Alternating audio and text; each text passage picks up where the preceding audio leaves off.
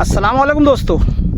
अच्छी तरह से हम जानते हैं कि हमने शहर की तरक्की और डेवलपमेंट के लिए 3 तरह के लोगों को वोट दिया है, जिसमें से हम इस्लाम पार्टी के ताल्लुक से अच्छी तरह से जानते हैं कि वो कॉरपोरेशन में चुन करके आई है और वो भी सही तरीके से काम नहीं कर रही है। दूसरा, हमने पार्लियामेंट के लिए शोभा ताई बच्चाओं को जीत करके दिया था और उसके ताल्लुक से भी हम ये देख रहे हैं कि उनकी बातों का भी कोई असर नहीं हो रहा है। तीसरे, हमारे सबसे अहम रुकन जिसके ताल्लुक से मीडिया वगैरह पर और हर जगह बातें होती हैं, वो मुफ्ती मोहम्मद इस्माइल साहब के ताल्लुक से है कि वो भी सही तरीके से अपना काम नहीं कर रहे हैं।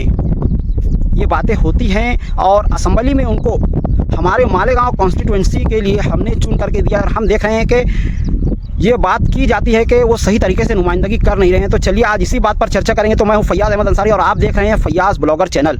सबसे पहले तो हमें समझना होगा कि तरक्की डेवलपमेंट के लिए हमारा हिंदुस्तान किस तरह से काम करता है। सबसे पहले तो होती है सेंट्रल गवर्नमेंट जो इस ताल्लुक से काम करती है और उसको मदद लगती है पार्लियामेंट के लिए। पार्लियामेंट में हमने शोभा ताई बच्चाओं को जिता करके दिया है और हम अच्छी तरह से जानते हैं कि सेंट्रल में किसकी हुकूमत है। जाहिर है बीजेपी की हुकूमत है और शोभा ताई बच्चाओं जो कि कांग्रेस से है। तो तालमेल सही तरीके से ना होने की वजह से मालेगांव कॉन्स्टिट्यूंसी के लिए शोभा ताई बच्चाओं, एक मुस्लिम शहर, एक ऐसा शहर जहां पर 80% मुस्लिम आबादी है, वहां पर जाहिर है सेंट्रल गवर्नमेंट जल्दी कोई भी डेवलपमेंट का काम अप्रूव नहीं करेगी।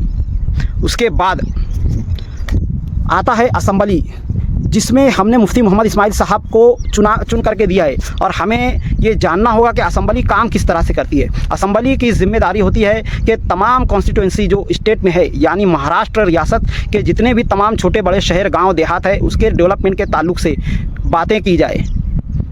और इस ताल्लुक से मुफ्ती मोहम्मद इस्माइल साहब को हमने चुन करके दिया है। पर वहाँ पर अफसोस की बात यह है कि वहाँ पर काम इस तरह से होता है कि वहाँ पर जो मरकज़ में, ये स्टेट में जो हुकूमत है, वो जाहिर है एमआईएम की नहीं है। वहाँ पर बीजेपी वगैरह का दौर चलता है या फिर जो भी इस वक्त चल रहा हो, पर जाहिर है एमआईएम का दौर नहीं है। तो वहाँ पर मामलों को कुछ इस तरह से उलझाया जाता है कि बड़े बड़े मुद्दों को उठाकर उसमें बात की जाती है और उसके बाद जो थोड़ा वक्त बचता है किस्मत से कभी कभी, तो उसमें 1 मिनट ही मुश्किल से, या फिर स्पीकर अगर मेहरबान हो गया तो मुश्किल से 2 मिनट देता है और सारा इख्तियार चूँकि स्पीकर को होता है, वही किसी को बोलने देता है। और उसके बाद अगर मुफ्ती साहब इस ताल्लुक से कोई बातें करते हैं तो स्पीकर को ये इख्तियार होता है कि वो इन बातों को सुने, उस पर अमल करे या उसे रद्द कर दे। और इसकी वजह से मालेगांव शहर में डेवलपमेंट का काम ना के बराबर हो रहा है।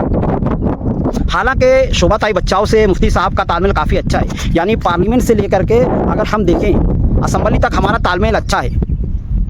पर सेंट्रल में जो गवर्नमेंट है वो बीजेपी की है। इसकी वजह से हमारे यहाँ पर डेवलपमेंट का कोई काम सही तरीके से नहीं होता है। उसकी बजाय अगर हम मालेगांव आउटर की बात करें तो हम वहाँ पर जानते हैं कि वहाँ पर ज़्यादातर हमारे मालेगांव आउटर में हिंदू भाई लोग रहते हैं और चूँकि हिंदू भाई हैं और वहाँ पर स्टेट में और सेंट्रल में वहीं पर उन लोगों की ही चलती है, तो इसकी वजह से वहाँ पर डेवलपमेंट का काम बेहतर रफ्तार से होता है। तो अब सवाल ये आता है कि एक आम शहरी इस ताल्लुक से क्या करे कि जिससे मालेगांव शहर का डेवलपमेंट हो, मालेगांव शहर तरक्की कर सके। यानी इस तरह से अगर हम बातें करें तो हमें समझ में आता है कि हमारे हाथों में कुछ नहीं है, पर ऐसा सच नहीं है।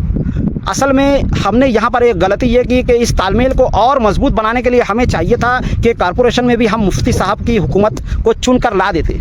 इस तरह से काम यूँ हो सकता था कि असल बजट जो है मुफ्ती साहब का नहीं है। मुफ्ती साहब को सिर्फ और सिर्फ एमएलए फंड से 5 करोड़ सालाना मिलते हैं और 5 करोड़ में हम अच्छी तरह से जानते हैं कि कुछ खास डेवलपमेंट नहीं हो सकता है। उसके अलावा भी मुफ्ती साहब ने जो काम किए हैं, तालीम के ताल्लुक से जो आवाज़ उठाई है, उस पर भी हम देखते हैं कि कुछ ना कुछ तो हुआ है।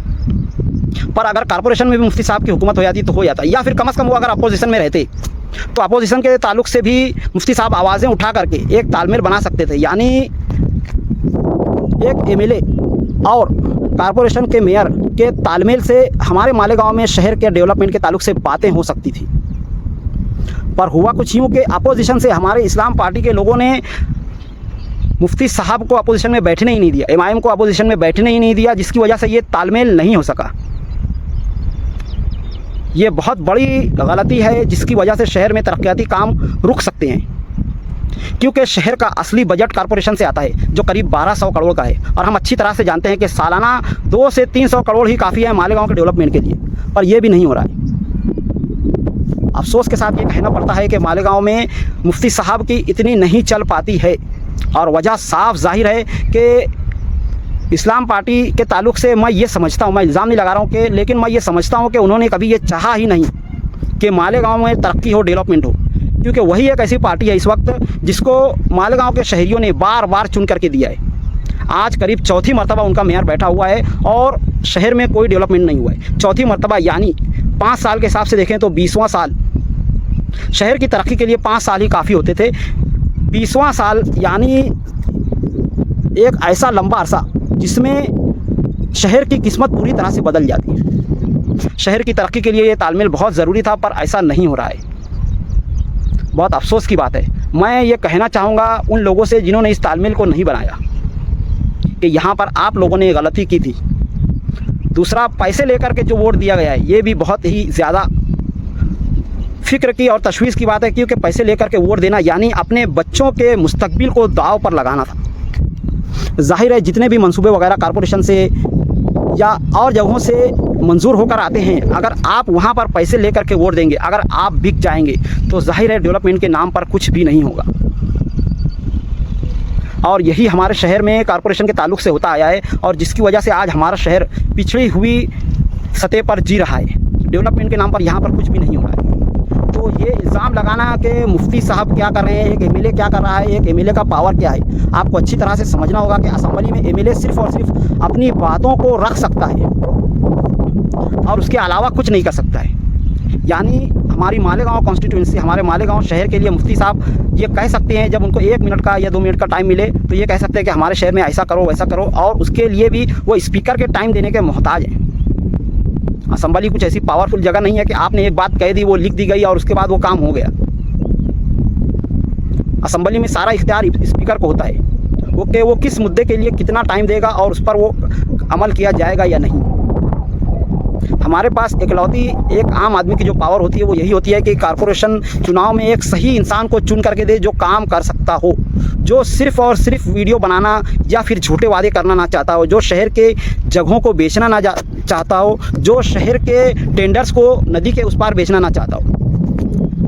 पर हमने जो किया है उसको भुगतने की बारी आ चुकी है। वो कहते हैं ना कि लम्हों ने ख़ता की, सदियों ने सज़ा पाई, ऐसा ही कुछ हो रहा है। 1000-2000 के लिए लोगों ने बिक करके वोट दिया और उसके बाद आज शहर के हालात बद से बदतर होते जा रहे हैं। हमारे बच्चे नशे जुए की लत में मुब्तला होते जा रहे हैं। शहर में जुए सट्टे का कारोबार ज़ोरों में चल रहा है।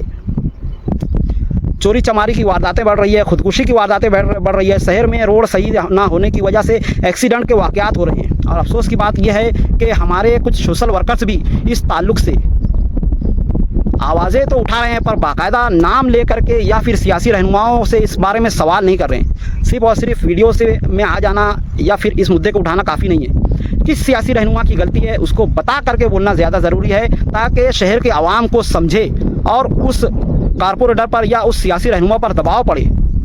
और आज की इस वीडियो के बारे में आप लोगों का क्या ख्याल है, कमेंट में ज़रूर बताएं। मिलते हैं अगली वीडियो में, तब तक के लिए खुदा हाफिज़। अस्सलामु अलैकुम वरहमतुल्लाहि व बरकातुहू।